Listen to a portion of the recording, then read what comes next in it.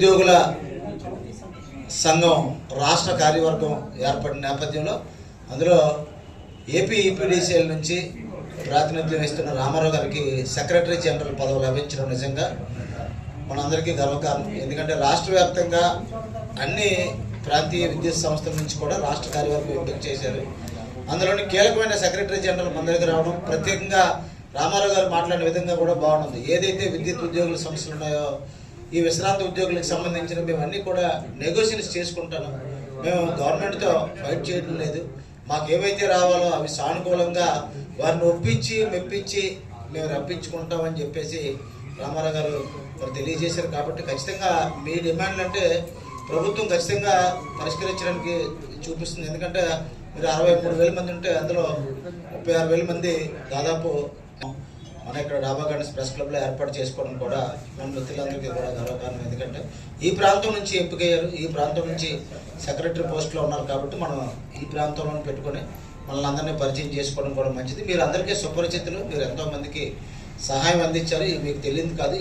మీ team అందరూ కూడా మనందరికీ గురునాథరావు గారు అందరూ కూడా మనకు తెలిసిన వారే ఇప్పుడు. కాబట్టి మీరందరూ కూడా ఈరోజు ప్రత్యేకంగా రామారావు గారికి యాక్చువల్గా మా నాగరాజుకి నాకు కాకుండా మేము గౌరవార్థం వచ్చాం.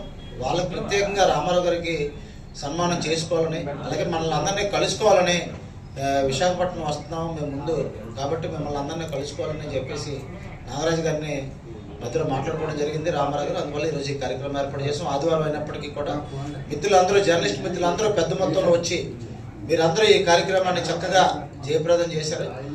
జర్నలిస్ట్ మిత్రులందరికీ కూడా ధన్యవాదాలు. అలాగే నాకు 2016, 2018, 2026 ఏపీ ప్రభుత్వం అవార్డ్స్ లభించే ఉగాది పురస్కారాలు, అలాగే తెలంగాణ ప్రభుత్వం కూడా వచ్చింది. 24 అవార్డులు వచ్చినప్పటికీ కూడా అవన్నీ జర్నలిస్ట్ మిత్రులకే అంకితం. నేను ఎక్కడున్నా అదే చెప్తాను. నన్ను వెన్నంటి ప్రోత్సహించిన అనేక మంది ఉన్నారు. ప్రత్యేకంగా సోదరుడు నాగరాజు గారు కానీ అలాగే మీరందరూ కూడా, ప్రతి ఒక్కరు కూడా నాకు ఎవరు శత్రువులు అంటూ ఎవరు లేరు. అందరూ నా కుటుంబ సభ్యులే. కాబట్టి నేను ఎక్కడికి వెళ్ళినా ఏమున్నా నా పరిధి మేరకు సహాయం చేసుకుంటూ ముందుకెళ్తాను. నాకు ఏది వచ్చినా అది మీకే ఎప్పుడూ అంకితం అని చెప్పేసి నేను ఇప్పటికే ప్రకటించాను.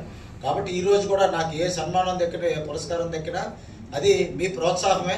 కాబట్టి నేను ఎప్పుడూ మీలో ఒక కుటుంబ సభ్యుడిని అలా అన్నిదా భావించకుండా మీరు ఇంతవరకు నన్ను ప్రోత్సహించుకుంటూ వచ్చారు. కాబట్టి ఇన్ని పురస్కారాలు లభించాయంటే దాని వెనకాల మీ కృషి, మీ ప్రోత్సాహం కూడా ఉందని తెలియజేసుకుంటూ దాన్ని ఇక్కడ ప్రత్యేకంగా ఆహ్వానించినటువంటి సోదరుడు నాగరాజు గారికి, అలాగే ఈ మన ప్రత్యేకంగా రామారావు గారితో మాకున్న అనుబంధం విడదీయరాంది ఈరోజు. అలాగే ఈ పైన ఉన్న అందరూ కూడా మనకి అన్నదమ్ములు, వాళ్ళందరూ కూడా ఏ పోస్ట్ ఉన్నా, భారతదేశంలో ఏ పోస్ట్ ఉన్నా మనవారు ఉంటే మనకి గర్వకారణం. ఈరోజు రామారావు గారిని మనం ఇక్కడికి పరిచయ కార్యక్రమం, అలాగే సత్కార్యక్రమం ఏర్పాటు చేసుకున్నందుకు మీరు అందరూ ఇచ్చేసి పెద్ద మనసుతో ఆశీర్వదించారు. మీ అందరికీ కూడా పేరు పేరున ధన్యవాదాలు తెలియజేసుకుంటూ నాకు కూడా ఈ అవకాశం కల్పించినందుకు రామారావు గారికి వారి